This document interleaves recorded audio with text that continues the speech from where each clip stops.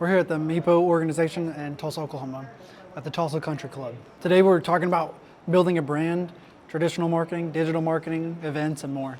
I don't like to stand behind the podium, so I'm gonna walk and talk and be a little animated. So thank you everyone for having me here. I'm excited to be here to talk about some marketing and branding, and that's traditional and digital, all sorts of stuff.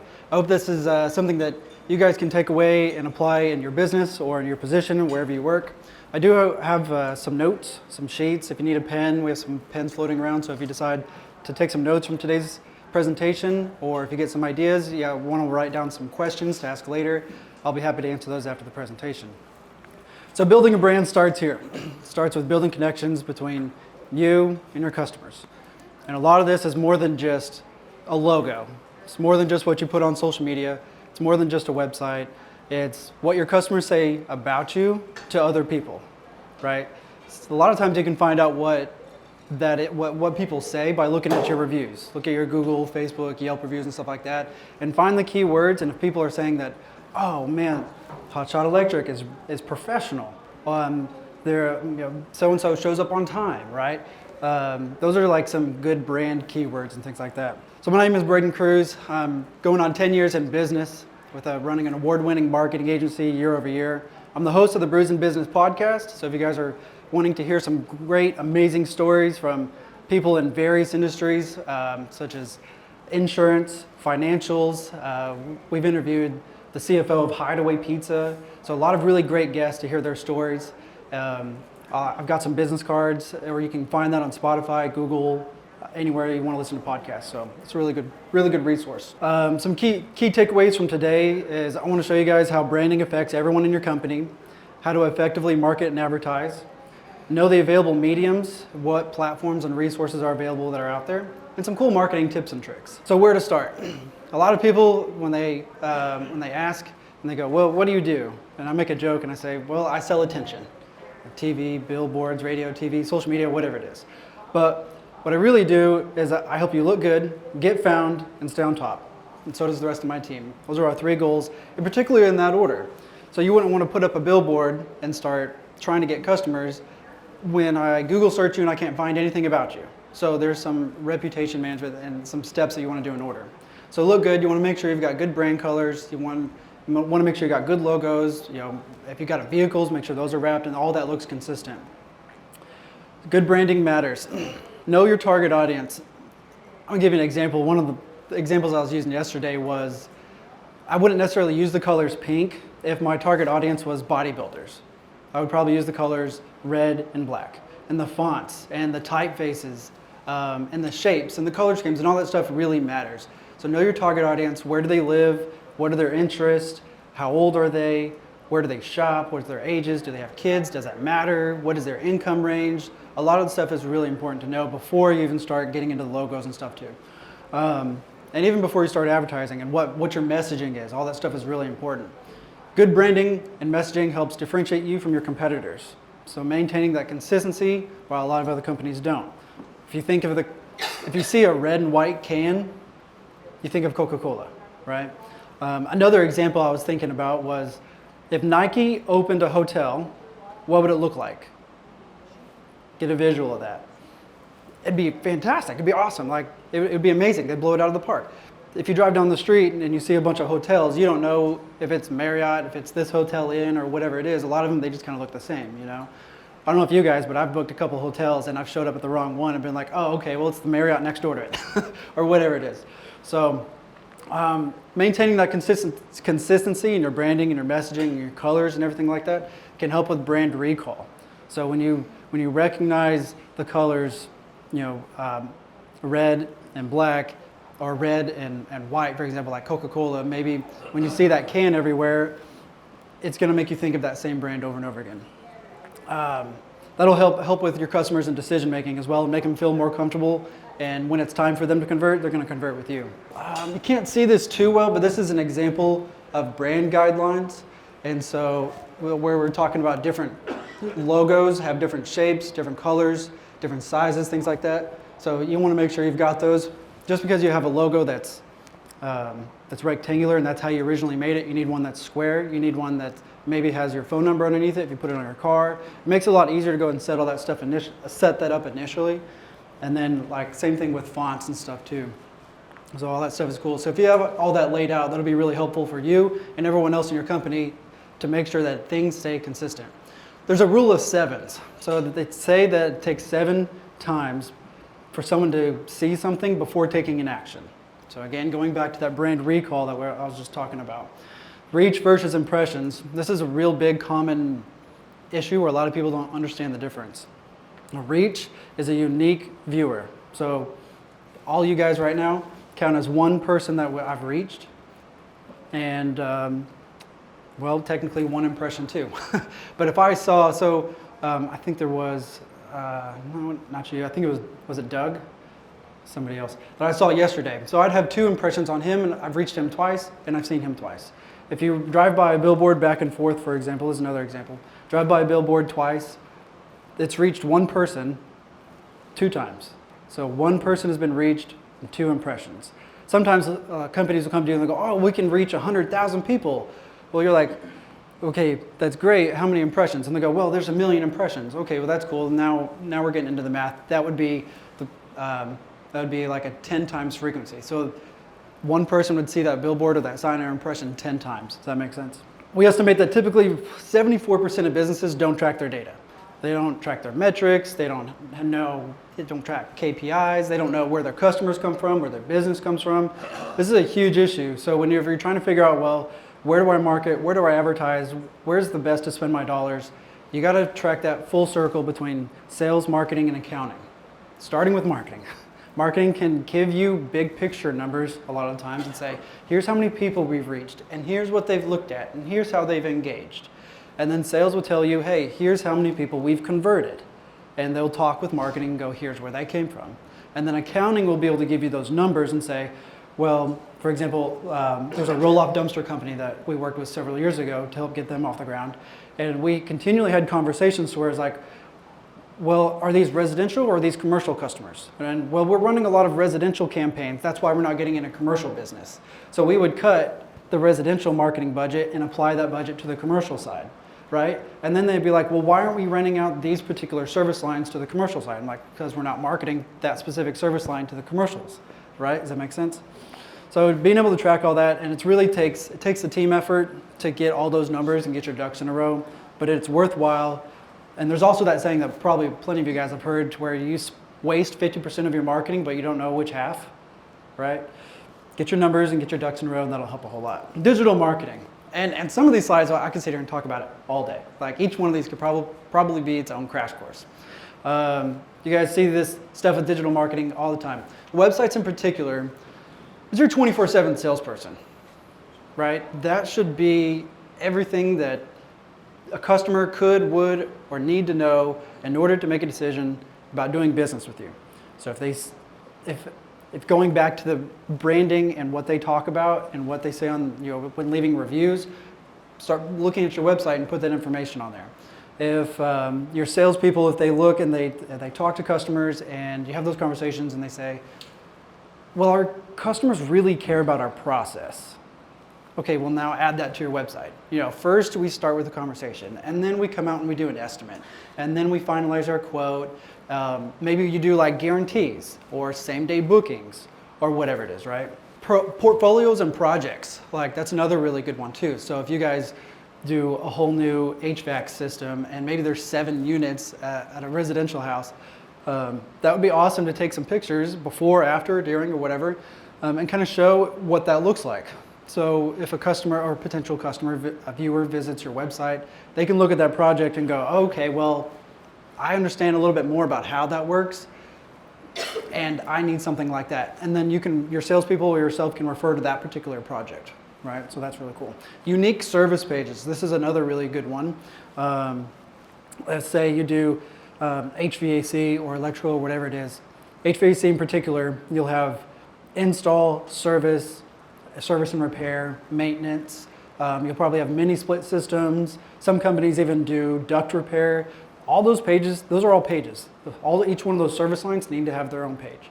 They help out with SEO, they help out with the Google ads, they help out with the customers trying to learn more about that particular service.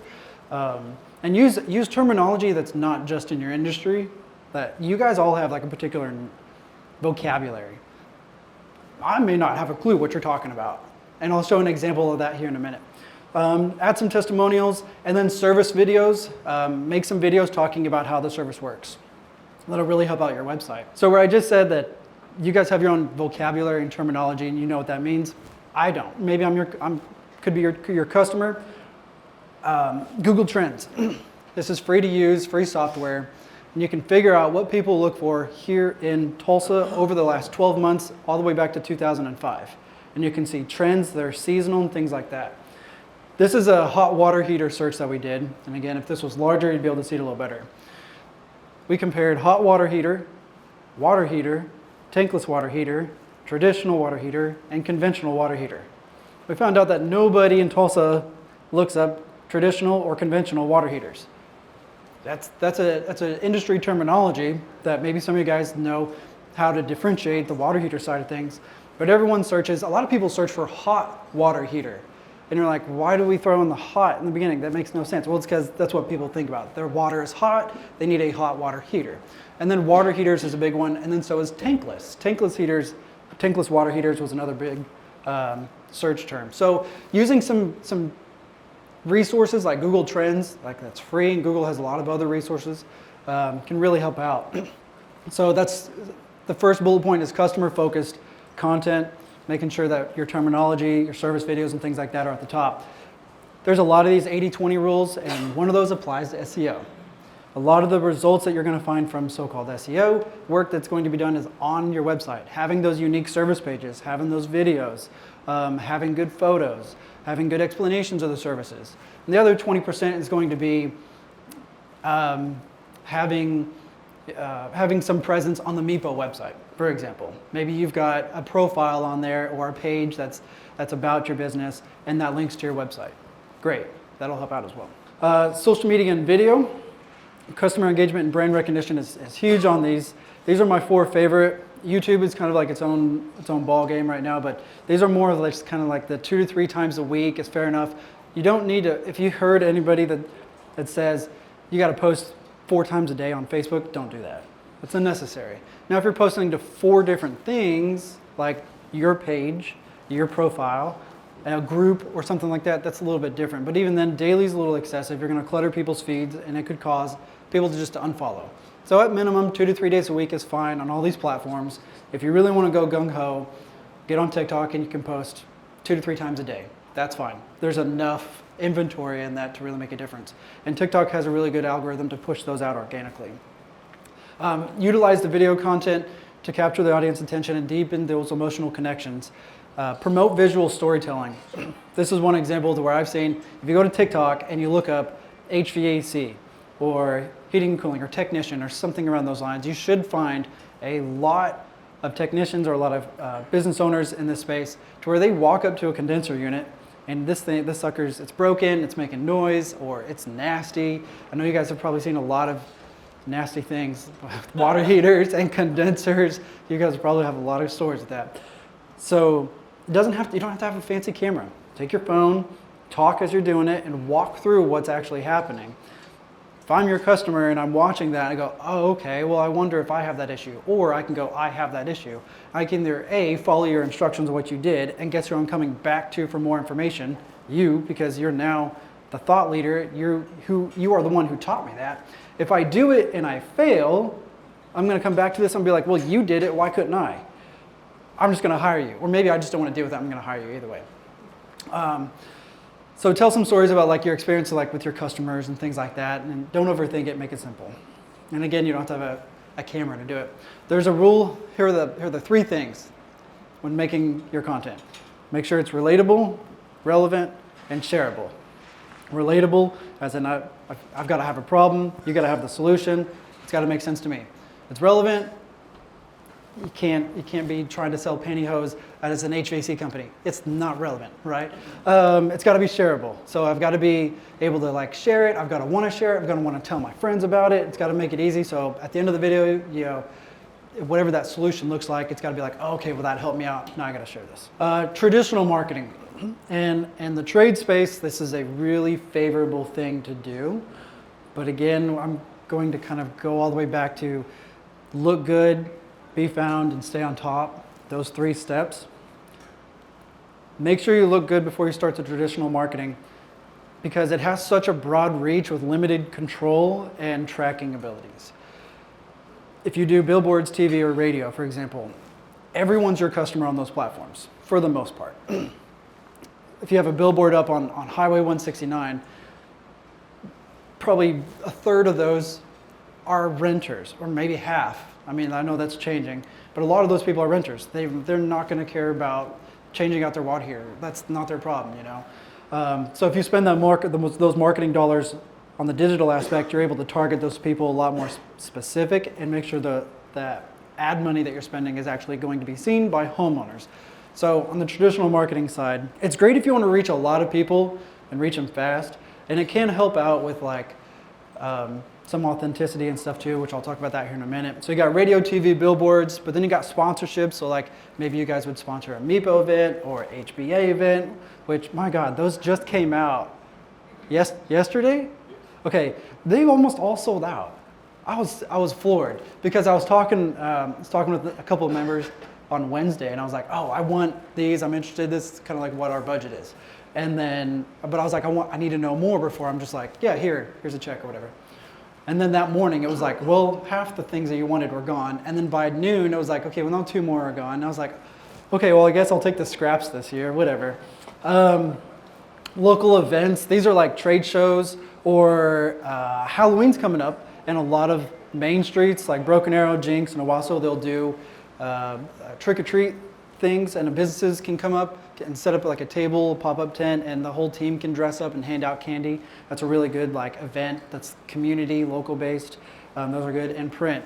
Broad audience reach, some instant credibility can help out with some of the traditional marketing, but then making sure that you're ready for the traditional marketing. Typically, if you want to do a billboard, Whistler, Lamar, Gordon, the list goes on. Typically, they're $1,000 to $1,500 a month at minimum with a 12-month contract, and you can negotiate a 6-month opt-out. Radio is about the same way, but sometimes you can get away with a 90-day, $1,500 a month. TV, 30 grand, 60 grand. And a lot of these times, you guys forget, a lot of people forget that they provide you with the opportunity, and you have to come up with the assets. A lot of times their contracts don't include building out the ad, shooting the video, doing the graphic designs. They come to you and go, okay, well, what do you want to do? Like, we gave you the opportunity. And a lot of times, like, companies will pay for these spots and then never give them anything. And I'm like, well, you paid to show up at this event. Why don't you have the materials, you know? And if you knew that, if you didn't want to show up or couldn't show up, take that out of your contract and save some money. So make sure you're ready for traditional marketing if you're going to get involved in that. I love events. This is about 12 years ago when I worked up in New York City for several agencies. I helped open 3 Sephora stores in Manhattan, Famous Footwear, Coca-Cola, Sabra Hummus, State Farm. Like, I've worked with all these brands across the nation. But events it can be really impactful. And again, make sure you look good. So at least have a website. At least make sure if I search your name, I can find you. Okay, cool. Now go to an event. Make sure you look good to maximize your ROI. And I'm going to show you this example here. If you look at the 2 differences between these events, there's a huge feeling and a huge sense of confidence that you see between these 2 companies. The one over here on the right is, I believe it looks like a door company. They're able to use one of my 5 senses. I'm able to touch the door, and I'm able to see the door. The one on the left, I believe, is a power washing company. And yeah, house pressure washing. That one's going to be a little hard to kind of like use one of the 5 senses, but anytime you go to an event, it would be cool like if Hotshot brought one of the electrical orbs. I don't know, right? Like, you know, kids would come up and want to touch it, which would bring the parents. You know, so like try to come up with like little cute creative things like that to try to get people engaged and bring it to your booth. But if you guys go to events, make sure you have something to utilize those 5 senses with. This was one of my favorite ones. Favorite events, activations, experiential type marketing that I've seen. Sprite did this on a beach. It's a shower. No, they're not rinsing in Sprite. This is so cool though. I can see this probably from 2 miles away on the beach, straight line, you know, as the crow flies. But get under there and rinse like as if I'm under a dispenser. So long story short, I want you guys to make sure that you look good, you be found, and you stay on top. Follow those guidelines with branding. Make sure whenever you build the brand and you build those colors and you put the time and energy into all this stuff before you start marketing and advertising, it's going to build equity in the business. You need to be thinking 10, 15, 30 years out on where the business is going. Are you going to exit at some point? Are you going to sell it? Well, if you've got all this attention, imagine what you could do and how easier it would be to sell the business or get out or to grow or to pass it along to somebody else, etc. Good design matters. Track your metrics. Prioritize storytelling. Make sure you're ready for traditional marketing. And same thing with events. Be engaging. Get creative. Get something to where people can interact with you. The touch, feel, use one of those 5 senses. So I can open up the floor to any questions that you guys may have. And if you don't have any, you can scan my QR code and contact me. But oh, Jerry. Yes, sir. If you start marketing now, what is your estimated time for return on investment to actually see a positive change in your business? What kind of timeline are you looking for? So that's a good question. So let's say you got a good website, you have a good, you can at least be found. Like I can at least search your name and find you and you got a good website. If you were to do like Facebook ads, you could start getting appointments booked in the first week. Or let's say you do Google guaranteed ads, like what Hotshot is doing. I believe that took a couple weeks to kind of start going, and then it's kind of taken a little, within 30 days to really get the ball rolling after that. The SEO part has kind of helped out with those ads performing even better. But for the most part, I mean, if you're doing a billboard, I mean, that part can depend too. TV could be instant, so if you get a TV ad or a radio ad that starts running, you could get people calling now as well, or within the first week. On Facebook, I could spend $15 and hit 150,000 people in 24 hours here in Tulsa. It's just you know, a bunch of people reached. Yeah, and then you'd probably get a certain percentage. Every industry is different too, and every business is different. So there's average stats on this stuff too, like the average cost per 1,000 impressions is $4 on Facebook, and TV is $45. And so you also got to do a little bit of ROI math and figure out, well, what is it worth for you to have a customer? I actually did the research for HVAC. The average value of a customer is over a 2 to 3 year time span and is worth about $15,000 on average. Service, repair, or install doesn't matter. But that is the average, and that is a statistic as of 2021. And I wouldn't imagine it would have changed too drastically in the last 2 years, but it could have because of the whole changes in that industry with refrigerant and stuff too. I mean, that's got to be a nightmare. Does that answer your question a little bit? So some generic timeframes depending on what avenues you decide to market or advertise in. So, and websites and SEO, that's a long-term game. If you make good content, you get ranked on the first page on there, and continue maintaining that, like that'll continue to return over and over and over and over and over again. So, any other questions? Yes, sir. I've heard something about something called Google Smart Display Ads. Have you heard about that, or is there any other type of Google ads that you suggest? So the Google advertising, there are several ways to advertise on Google.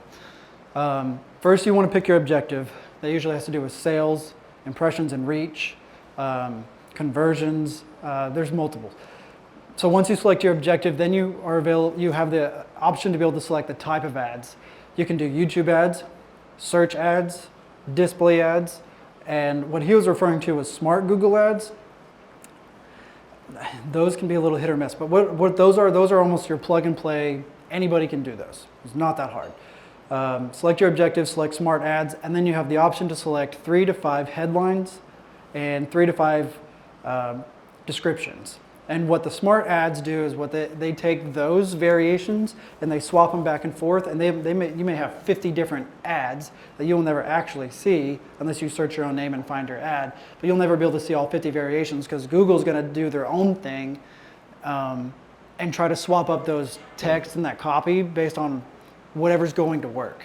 And so those campaigns typically have to run through a learning phase for about a week. And if you're going to run Google ads, don't spend anything less than $500. I don't think it's worth it. It's just going to be a waste of money. The more that you spend on that platform, the more you're going to get back and the better your results are going to be. The lower your cost per conversion is going to be as well. So you could be like, well, I don't want to spend $2,500. Well, if you spend $500, your cost per conversion may be $125. But if you spend $2,500, your cost per conversion may be $50. Well, if you pay $50 to get a customer, that's probably a lot better than spending $125. So the smart campaigns, you're basically giving Google your money, some recommendations, and it's just going to figure it out and do whatever it wants. If you hire an agency or hire a marketing professional to do it, they actually build out each specific ad on how they want it to look, how they want it to phrase, because there could be several ways that you could describe or display, let's say, HVAC service and repair or seasonal maintenance.